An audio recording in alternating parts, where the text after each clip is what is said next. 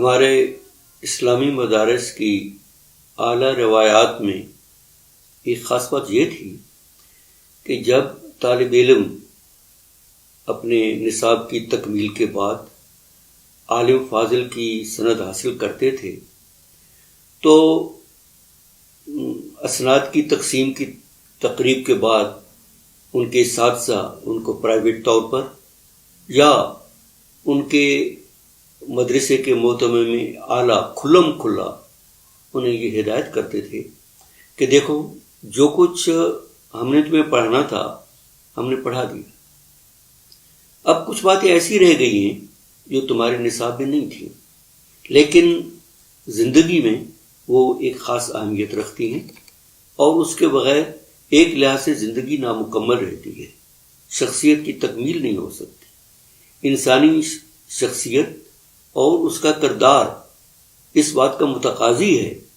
کہ اب تم اس ہائر لرننگ کو حاصل کرو جو یہاں نہیں ہو سکی، جس کی یہاں گنجائش نہیں تھی، اور اس کے لیے تمہیں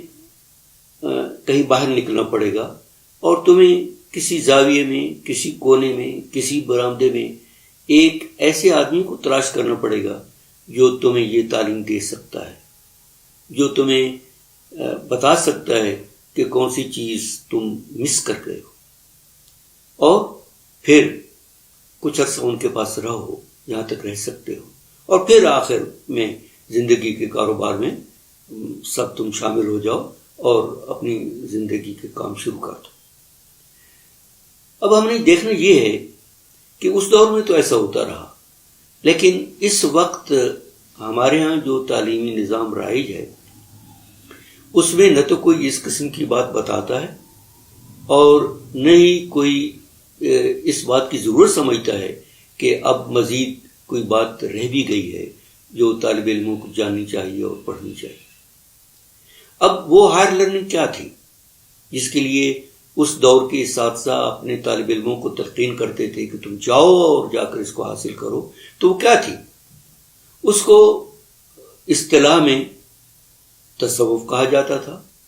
اور جس کو انگلش میں اب صوفیزم کہتے ہیں۔ اب سوال یہ ہے کہ ٹھیک ہے، ہمارے ہاں تعلیمی نظام میں اس بات کی کوئی گنجائش نہیں ہے کہ اس قسم کی تعلیم کے بعد جو کہ ہم حاصل کرتے ہیں کوئی اور تعلیم بھی حاصل کریں، جسے صوفی ایجوکیشن کہا جا سکتا ہے یا جسے ہائر لرننگ کہتے ہیں۔ اور اس دور میں کیا ہماری زندگی کے حالات میں اس کی کوئی ریلیونس بھی ہے؟ تو حقیقت یہ ہے کہ اس کی ریلیونس ہے، اور ہمیں وہ معلوم کرنی چاہیے کہ وہ ریلیونس کیا ہے، یہ تصوف اس دور میں ہماری زندگی کے ساتھ کس حد تک ریلیونٹ ہے۔